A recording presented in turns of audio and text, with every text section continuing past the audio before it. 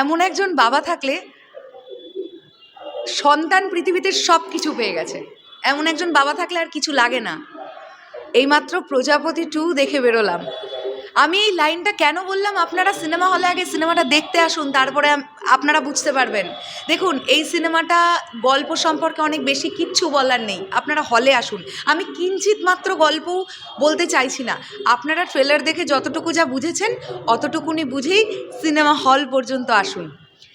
Director Abhijit Sen না পুরো roller coaster চালিয়েছে মেন্টালি।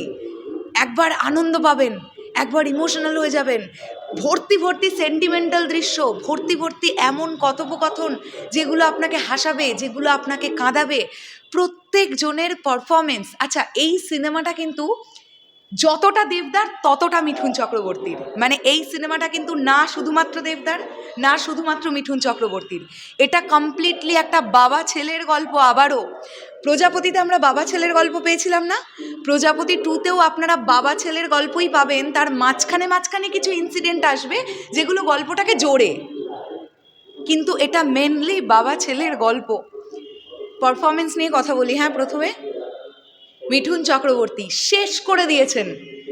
এই বয়সে এসে এই পারফরমেন্স ভাবা যায় না কতটা দক্ষ একজন অভিনেতা হলে এই পারফরমেন্সটা দেওয়া যেতে পারে। মিঠুন চক্রবর্তী আরও একবার প্রমাণ করেছেন।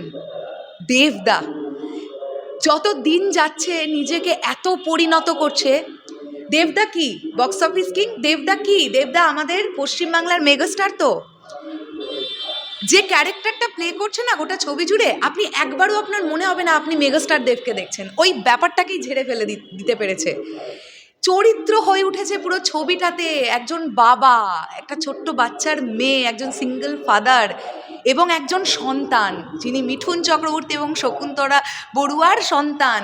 এই দুটো ক্যারেক্টারে যেভাবে দেবদা নিজেকে প্রেজেন্ট করেছেন, এখান থেকেই বোঝা যাচ্ছে দেবদা কতটা পরিণত অভিনেতা হয়ে উঠছেন যত দিন যাচ্ছে।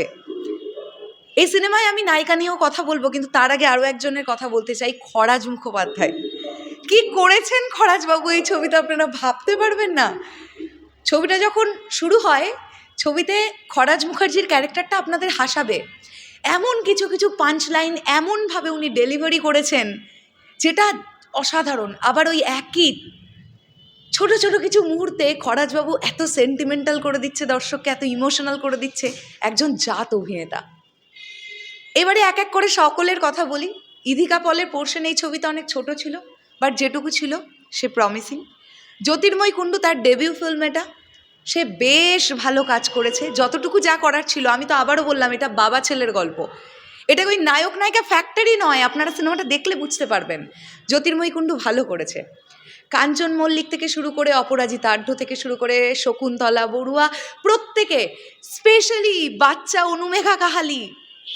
আমি জানি না এটা কারা কারা নোটিস করবে, যেহেতু এই বাচ্চাটি লন্ডনে বড় হচ্ছে, ওর যে বাংলা বলার অ্যাকসেন্ট ও যেভাবে রপ্ত করেছে, ডেফিনেটলি এটা ওর ক্রেডিট। একটা ওইটুকুনি বাচ্চা মেয়েও যেভাবে বাংলা বলছে, আপনারা ফিল করতে পারবেন ইয়েস এই বাচ্চাটা লন্ডনে বড় হচ্ছে।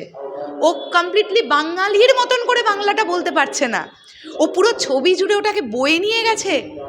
এবং অনুমেঘা কাহালির পারফরমেন্স আমার দারুণ লেগেছে, প্রত্যেকের পারফরমেন্স ভালো। শুনুন, পরাণবাবু এই ছবিতে একটি ক্যামিও ক্যারেক্টার, যে ক্যামিও ক্যারেক্টারটা সুন্দরভাবে আসে ছবির মধ্যে। হ্যাঁ, এটা ঠিক। আমার সিনেমাটা দেখতে দেখতে একটা সময়ের পরে গিয়ে মনে হয়েছে সিনেমাটা এখানেই শেষ হয়ে যেতে পারতো। এরপরে আমরা যে অংশটা দেখছি সেটা এক্সট্রা, বাট সেই এক্সট্রা অংশটাও আপনাকে যেভাবে জুড়ে রাখবে আপনি জুড়ে থাকবেন। সিনেমাটার গল্পটা লেখা না খুব ভালো হয়েছে, বিশ্বাস করুন। এটা খুব সিম্পল একটা গল্প, বাট একটা সিম্পল গল্পকে এভাবে প্রেজেন্ট করা যায়। গল্পটার লেখনি এত ভালো, গল্পটার ডায়লগ রাইটিং এত ভালো হয়েছে, যেখানে কমেডি পোর্শনগুলো এমন কমেডি, মানে এরকম একটা জায়গা আছে, একটা ছোট্ট ডায়লগ বলি, যেখানে খরাজবাবু আর অপরাজিতা আঢ্য স্বামী স্ত্রী এই ছবিতে। উনি খরাজবাবু বলছেন চলো চলো অনেকদিন রাত্রে তবলা বাজানো হয়নি। আপনারা ভাবতে পারছেন এই ডায়লগগুলো যখন সিনেমা হলে চলবে লোকে হো হো করে হেসে উঠবে কি না? আচ্ছা, এই সিনেমার কোনো লুফল আমি তেমন পাইনি, তবে আমার এটা মনে হচ্ছে যেটা আমি বললাম যে একটু এক্সট্রা লেগেছে আমার। ডিউরেশনের দিক থেকে সিনেমাটা আরেকটু ছোট হতে পারতো, হলেও অসুবিধে ছিল না। এটা 2 ঘন্টা 10 থেকে 15 মিনিটের ছবি। মনে হয়েছে এটাকে এক্সট্রা 15-20 মিনিট বাড়ানো হয়েছে। আচ্ছা, গানগুলো, এতগুলো গান একটা সিনেমার মধ্যে, কোনো গানটাকে আপনার মনে হবে না এটা মিসপ্লেস। প্রতিটা মোমেন্ট আসছে, প্রতিটা গান সুন্দরভাবে ছবির সঙ্গে জুড়ছে প্রতিটা জায়গায়, যেটা আপনাকে বোর হতে দেয় না। এবং নচিদা যে স্যাড সংটা গেয়েছেন সেটা 2টো ভার্সন আছে, একটা মেয়ে ভার্সন আছে, একটা মানে ওই গানটা না আলাদা করে আপনাকে ইমোশনালি জুড়তে পারবে, যেটা খুব ভাল লেগেছে। প্রতিটা গান আমার ভালো লেগেছে এই সিনেমায়। খুব সুন্দর ইনপুট দেওয়া হয়েছে গানগুলোর। আমার না এর থেকে বিশেষ আর কিছু বলার নেই। ব্যাকগ্রাউন্ড স্কোরের কাজ খুব ভালো, দারুণ। আচ্ছা, সিনেমার কালার গ্রেডিং, সিনেমাটোগ্রাফি, সব কিছু। এবং একটা জায়গা আছে, আমি তো বেশি বলতে পারছি না, বাঙালিরা জুড়ে যাবেন এই গল্পের সঙ্গে, বিশ্বাস করুন। আপনি প্রাউড ফিল করবেন, আপনি একজন বাঙালি। বাঙালির খাওয়া দাওয়া নিয়ে আপনি বহুত গর্ববোধ করবেন একটা সময়ের পরে এসে। আমি এর থেকে বেশি কিছু বলবো না। আপনারা প্রজাপতি 2 সিনেমা হলে দেখতে আসুন, চোখে জল নিয়ে বেরোবেন।